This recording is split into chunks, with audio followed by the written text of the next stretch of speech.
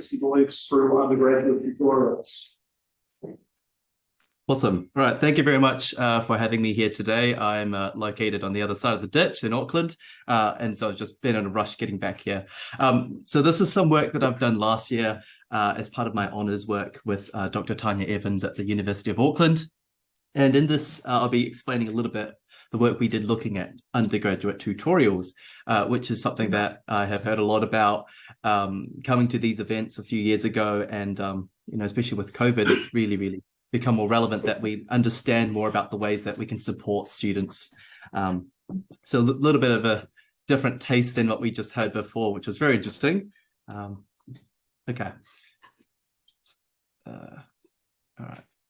So in learning mathematics, we know that there is a big shift in the educational landscape and how we do things. We know that learning is composed up of cognitive as well as affective factors. And there is really a need for research-informed educational practices for us to understand the ways that our students are affected and the ways that our practices can influence student learning experiences. To summarize this, it's really complicated. And so we've decided to tackle just one aspect of this. And we focused on in the context of undergraduate tutorials. And at the University of Auckland, we use whiteboard tutorials.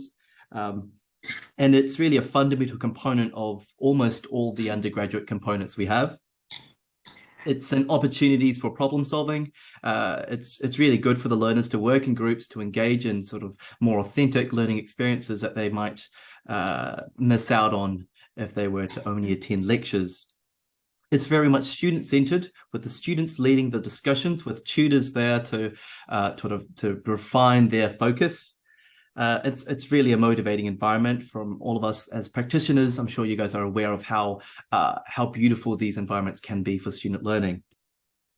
And on mirroring how mathematicians work is super important as well. There is this notion that mathematicians work in isolation, and there's a sort of an image of what mathematics should be. And in fact, when students come into these tutorials, I think they're often quite pleasantly surprised that even despite difficulties with the content, that they really enjoy it. And I think this is something that we should continue to propel.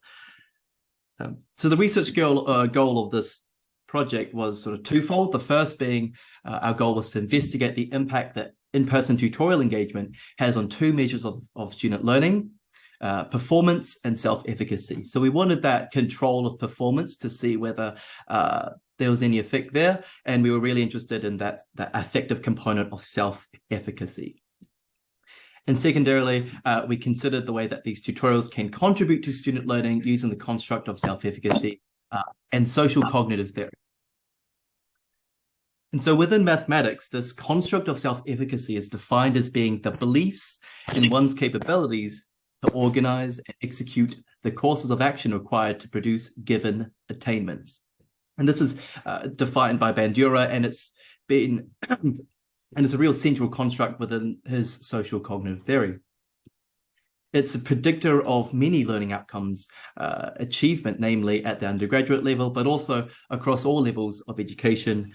And it's significantly linked to other constructs, affective constructs such as anxiety, interest, as well as approaches to learning.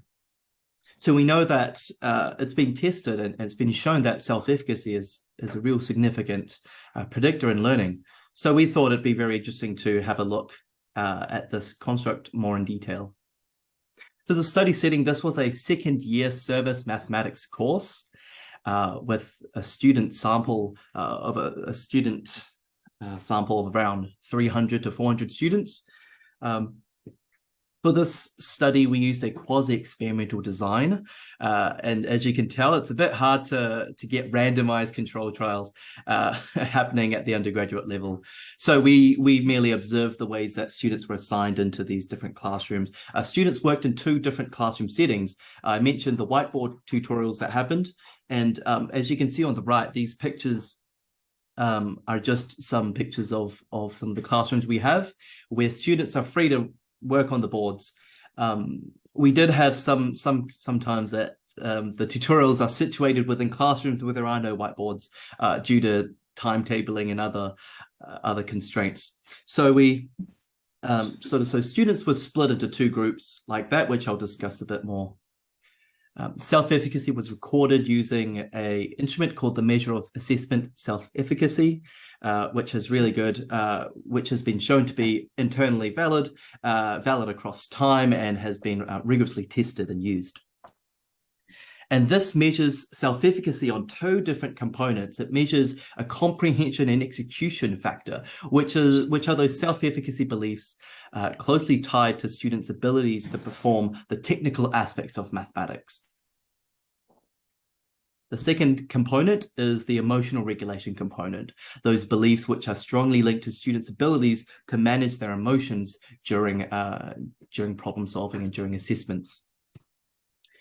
So as I mentioned before, there were two groups, those that sort of completed their tutorials in these whiteboard tutorials, and other students that sort of completed them online. So I think I might have just gotten my courses mixed around. So in this one, students either worked in whiteboard tutorials or they completed these tutorials online. And this was due to this constraint that the university imposed for COVID. We had to offer students sort of a duality of engagement. If students felt that they wanted to complete their work online and not risk coming into campus, then they could do so. And so this created a natural sort of avenue for investigation. We saw that these students were split into two groups, and we thought it'd be interesting to see what differences emerged. And we should say right off the bat that initially these two groups did have comparable measures of initial knowledge and self-efficacy. This is something that we measured using initial course assessment data, as well as the initial self-efficacy data as well. So when we look at first the sort of final performance measures at the end of semester, what we found was definitely not what we expected.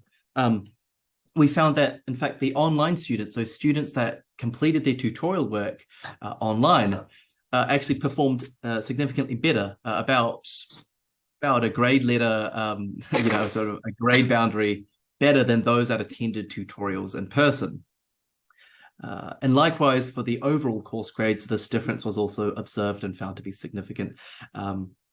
And again, it's sort of very confusing. Obviously, there are lots of factors when it comes to learning, and obviously we can't control for everything. But the fact that there is this difference and it is significant made us, wonder what other factors there could be. And there are so many things that we cannot control, and so many things that could give rise to this difference.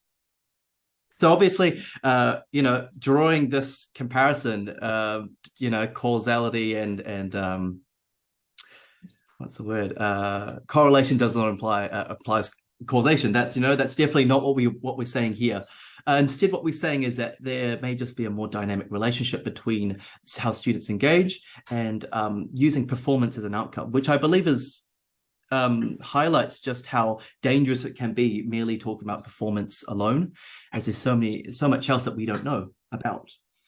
And in fact, I think this is supported when we look at the ability of the students within each group. We can see that among each group that there is a wide range of ability represented in them. And I think that this has to do with a variety of reasons why students are attending tutorials or are completing their work online.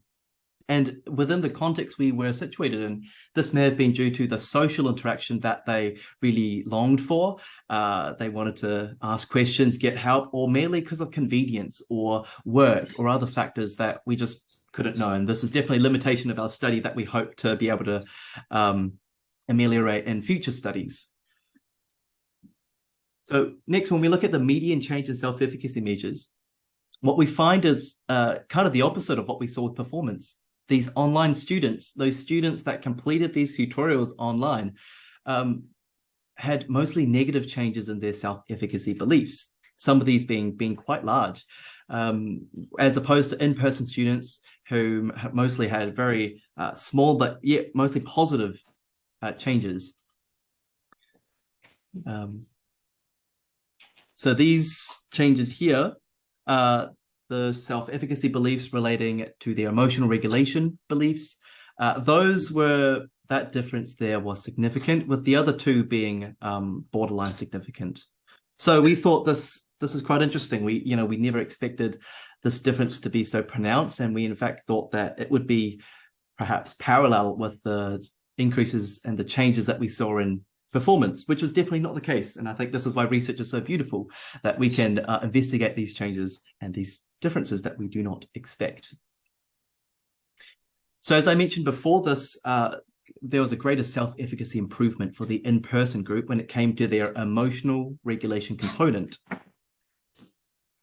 And so the fact that that these differences were localized within the tutorial self-efficacy aspect is very consistent with what we expect with the theory, with this domain-specific nature of self-efficacy. So here's a few points that we'd like to think, and I'd love to hear what you guys all have to say. We think that these tutorials are really rich sources of self-efficacy. The mastery experiences, vicarious experiences, learning from others, the social persuasion, and the physiological states that it invites, we think are one of the reasons why this difference may have emerged.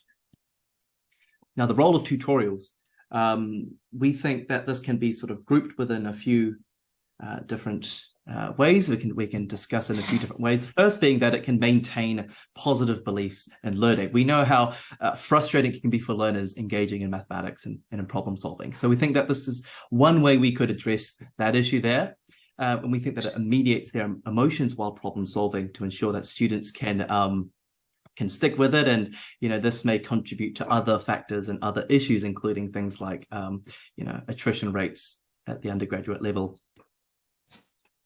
And likewise, the fact that these in-person tutorials provide an opportunity for collaborative learning, this is so important. And I think across many universities are starting to make decisions on how we teach undergraduate mathematics in the future.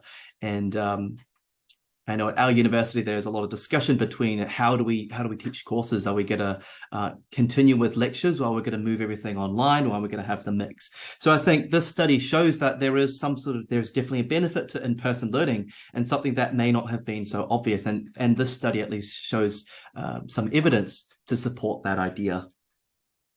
And this may be supported by the collective working memory effect from cognitive science, which suggests that working together helps to reduce and to eliminate the working memory constraints of an individual. So where to next, addressing the sort of limitations? What I'd really like to do as part of my doctoral studies is to incorporate a mixed methods approach to get more data to investigate more of those reasons of why. Why are students behaving in this way? What is it that's leading to these changes? We like to collect data that's more indicative of students' affective field holistically. This includes other factors such as self-motivation, self-efficacy, stress mindset, and mathematics identity. We'd also really like to control for more factors, including prior knowledge and achievement, ethnicity, attendance at lectures, just to name a few. Doing research in education is so tricky because of all these different factors that could be at play. So we acknowledge that there are limitations to the study, and I really like to investigate this further. And likewise, the final point is sort of generalizability. I like to consider a wider range of courses and a wider range of contexts that we could investigate this in. And one way that I'm doing this for my doctoral studies is to consider the way that we measure the quality of student learning and engagement. I mentioned before about the drawbacks of considering performance only. So one of the things that I'm thinking about is what else could we measure that is an indicator of student engagement that doesn't just rest upon performance within assessments. So I'd really like to hear what everyone else has to think, because I think I could definitely learn a lot from practitioners and people who have done this for a very long time. That's all I've got to say. Thank you very much for listening, and I welcome your thoughts and questions.